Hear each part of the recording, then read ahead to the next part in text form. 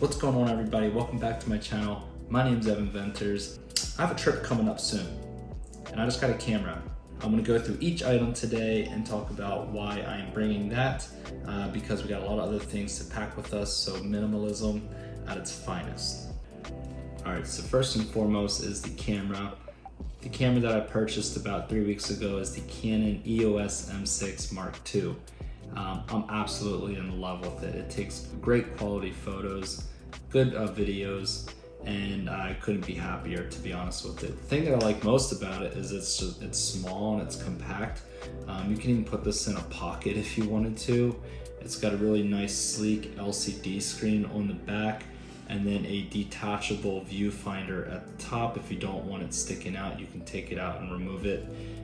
Also, if you're not having any lighting issues, you can use this screen, but if it's too bright and if you want to save a little bit of battery, you can go ahead and attach the viewfinder on the top. I'll show you guys what it looks like.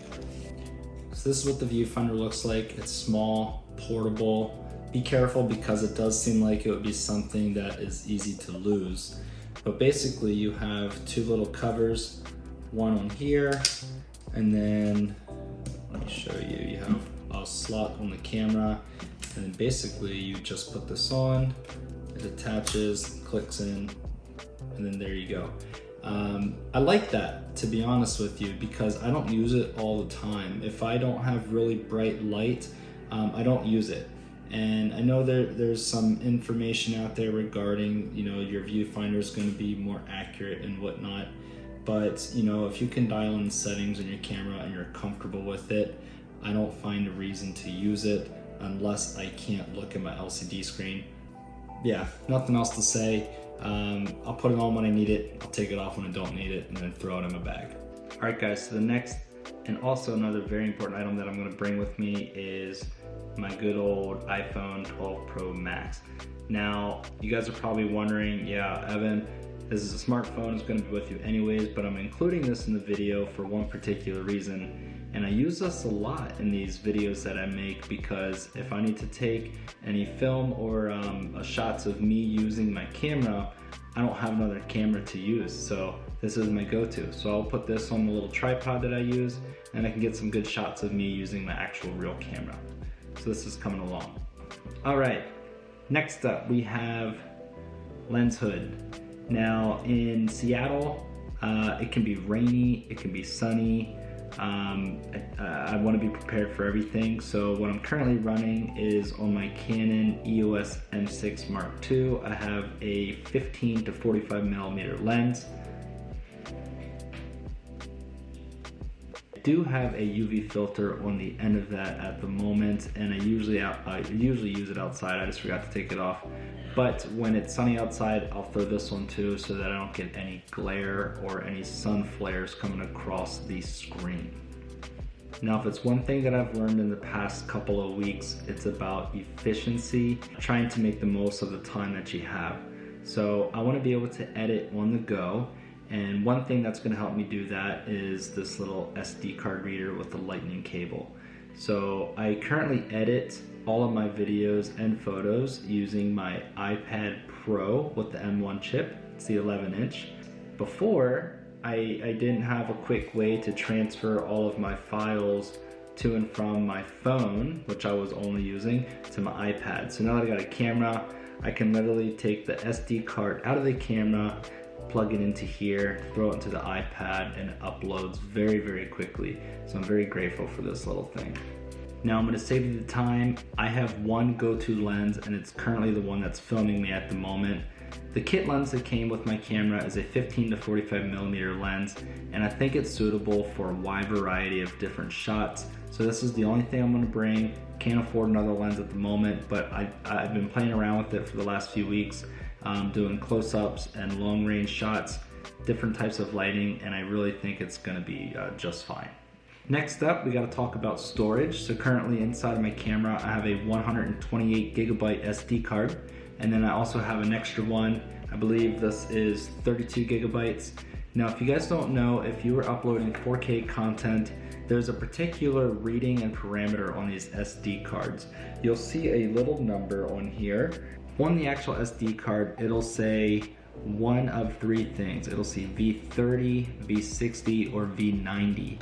If you're uploading 4K video, be prepared to purchase a V30 or higher SD card, or else the quality is going to get lost in translation when you guys go to upload. So I suggest to get a hold of a couple of SD cards, because there's always good and handy, especially if you're out in the middle of shooting somewhere and your current one is full and you can't just manually go through and delete a bunch of stuff, or you don't have the time. Just pop a new one in and you'll be fine to go. So be prepared, if you're getting into this whole thing, to make some purchases. You have to really think about your storage, your setup, how you're editing, where you're editing. And this is the main reason why I ended up recently buying a new iPad Pro, because my computer is terrible. It's going to be an upgrade down the road. The most cost-effective thing for me to do is to not upgrade my full computer, because that's probably a couple of $1,000s, but to get an iPad. And I think I actually prefer the new iPads over editing on a computer anyway. So next item, without further ado, is the iPad M1. It's the iPad Pro. I got the 11-inch version because I played around with the 12.9-inch version. It actually felt a little bit too big for me, especially traveling and maybe doing this on a plane or in a coffee shop somewhere. This thing is an absolute beast. So the past couple of weeks, it's been able to handle all sorts of different files, from 1080p resolution videos all the way to 4K and all of the slow motion videos. I do use LumaFusion to edit these videos, and it handles it smooth as butter. So if you guys are interested in getting yourself an iPad, I definitely recommend it. Equipped with the iPad, let me show you, it's pretty fancy, is going to be the Magic Keyboard. So this is Apple's upgraded keyboard for the iPads. It's sweet. The keyboards have light. There's an actual trackpad in the bottom that allows you to move your cursor, and there's charging on the side. So there you go. There's charging on the side here that can bypass through, and you can charge your iPad and something else at the same time. Essentially, it's very, very handy. But overall, it's a great product, and I'm stoked to be able to use it, and fortunate to be able to use it. Now, this next item is actually pretty essential for me when it comes to editing photos and videos, and that's going to be my Apple Pen. The reason why I use this is because it just makes the whole editing process easier and more smooth. It just makes using the whole interface on LumaFusion much easier versus using my finger. Now, according to Apple, these pens are made to be used directly on the screen of an iPad. To me, I got trust issues, so I actually went out and I bought a glass matte paper finish screen protector. It doesn't mess with the quality of resolution of the screen, because the resolutions on the new iPads are fantastic. But when I'm working with this on the iPad, it feels like I'm writing on paper, which is just a good feedback that I get when I'm editing all of my stuff. Alright guys, last item that I'm going to go through here, and that's going to be Apple AirPods. There's a lot of audio editing with these videos, and I don't want to disturb anybody else. Sometimes I'm editing late at night or in public, and sometimes it's nice to be able to throw these on and then be able to get to work without disturbing anybody else. So Apple AirPods, there you go, there you have it.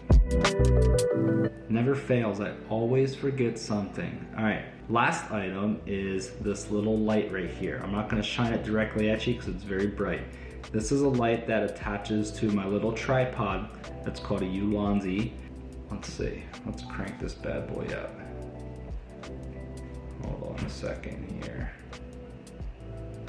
This thing gets super bright, and it almost looks like a white kind of color, and I think it's 9,000 Kelvin, so very bright.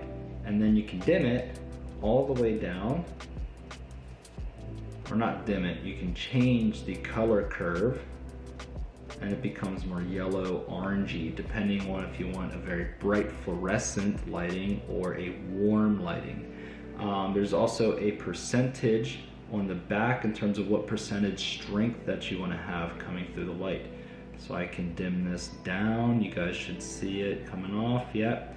And then I can increase it, and it's getting brighter, hotter, hotter, hotter, hotter, and it's gonna go all the way up to 100%. So this thing comes in hand a lot, especially if I'm filming anything where the lighting's not good. I use it in this room a lot because I painted it like a dark blue gray color, and if there's no daylight outside, it gets pretty dim in here. So Yulonzi Light, I think I picked it up for like 40 bucks, but it's great and it comes in handy.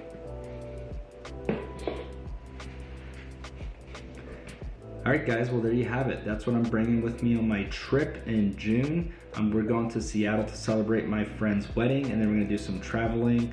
I do have a bucket list that we're going to go try to knock out while we're up there, but we're all very excited, and I'm excited to put this camera to work. That's it for today. Thanks for watching. Please smash that like button down below. Please give us a subscribe, drop a comment if you can, and then we'll see you in the next video.